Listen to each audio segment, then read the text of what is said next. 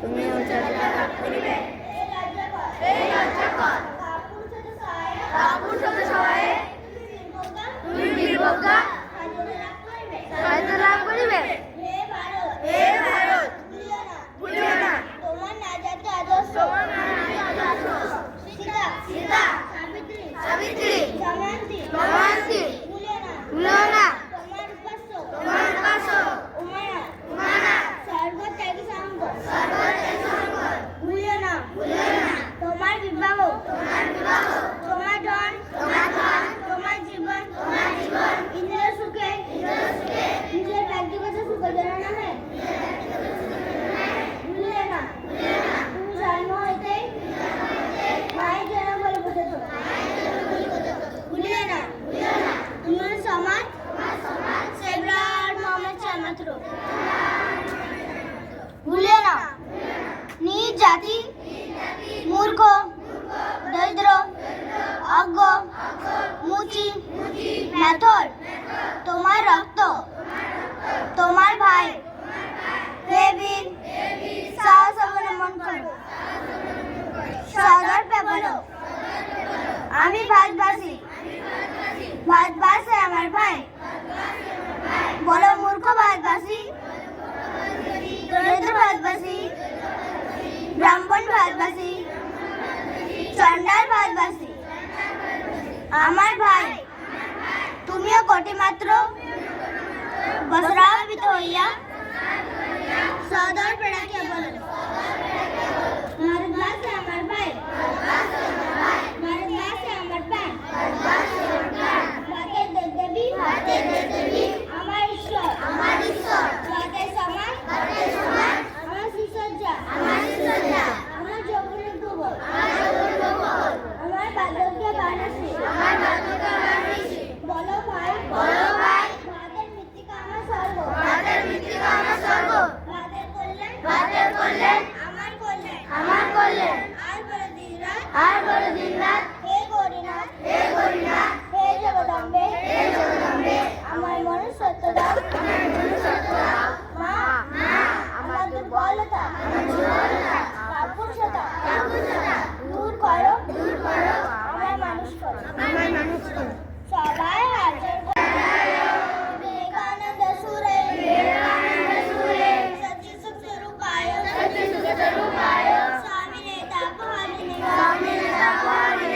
সবাই হাজার করে সামনে গেছে প্রার্থনা করো। জ্ঞান দাও বিবেক দাও বুদ্ধি দাও ভক্তি দাও শক্তি দাও টেকা দাও। স্বামীজি প্রণাম মন্ত্র ওম করত্যাগ সদা লীনো রামকৃষ্ণ সমাগয়া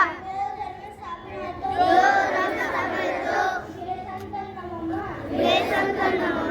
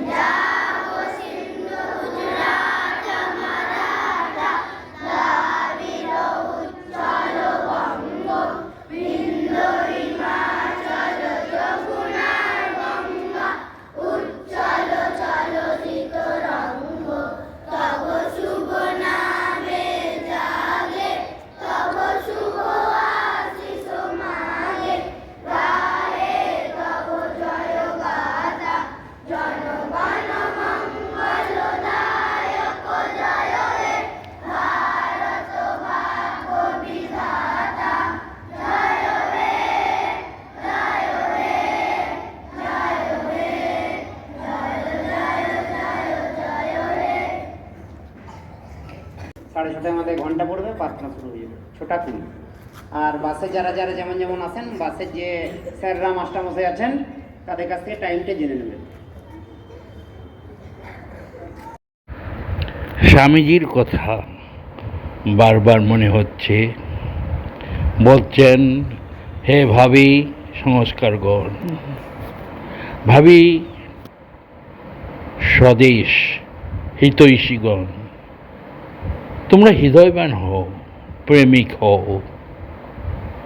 তোমরা কি প্রাণে প্রাণে বুঝেছ যে কোটি কোটি দেব ও ঋষির বংশধর পশু প্রায় হয়ে দাঁড়িয়েছে। তোমরা কি প্রাণে প্রাণে অনুভব করছো কোটি কোটি লোক অনাহারে মরছে, কোটি কোটি লোক শত শতাব্দী ধরে অর্ধাসনে কাটাচ্ছে? তোমরা কি এই সব ভেবে অস্থির হয়েছ? এই ভাবনা কি তোমাদেরকে পাগল করে তুলেছে?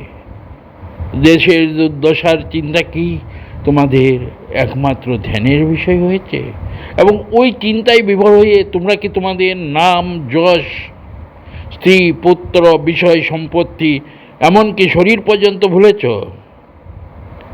তোমাদের এরূপ হয়েছে কি? যদি হয়ে থাকে তবে বুঝো, স্বদেশী তৈশী হবার প্রথম ধাপে মাত্র পদার্পণ করেছ। আর মা বলছেন, যদি শান্তি চাও মা কারোর দোষ দেখো না, দোষ দেখবে নিজের। জগৎকে আপনার করে নিতে শেখো, কেউ পর নয়। মা, জগৎ তোমার। যারা এসেছে, যারা আসেনি, আর যারা আসবে, আমার সকল সন্তানদের জানিয়ে দিও, মা, আমার ভালোবাসা, আমার আশীর্বাদ সকলের উপর আছে। আর ঠাকুর বলছেন, ঈশ্বর লাভই জীবনের উদ্দেশ্য। ঈশ্বরের মাধ্যমেই সবাইকে পাওয়া যায়। আমরা অনেক সময় ভুলে যাই ঈশ্বরকে, তাই তিনি বারবার বলছেন, সকলকে অনুরোধ করছেন, ঈশ্বর লাভই মানুষ্য জীবনের উদ্দেশ্য। চাঁদ মামা যেমন সব শিশুর মামা, তেমনি ঈশ্বর সকলেরই আপনার। তাকে ডাকবার সকলেরই অধিকার আছে। যে ডাকবে তিনি তাকেই দেখা দিয়ে কৃতার্থ করবেন। সংসার করো না কেন, তাতে দোষ নেই, তবে ঈশ্বরেতে মন রেখে করো। যেন যে বাড়ি ঘর পরিবার আমার নয়, এসব ঈশ্বর, আমার ঘর ঈশ্বরের কাছে। আর বলি যে তার পাদপদ্মে ভক্তির জন্য বেকুল হয়ে সর্বদা প্রার্থনা করবে, সব কাজ করবে, কিন্তু মন ঈশ্বরের চিত্তে রাখবে। স্ত্রী, পুত্র, বাপ, মা সকলকে নিয়ে থাকবে ও সেবা করবে যেন কত আপনার লোক, কিন্তু মনে জানবে যে তারা তোমার কেউ নয়।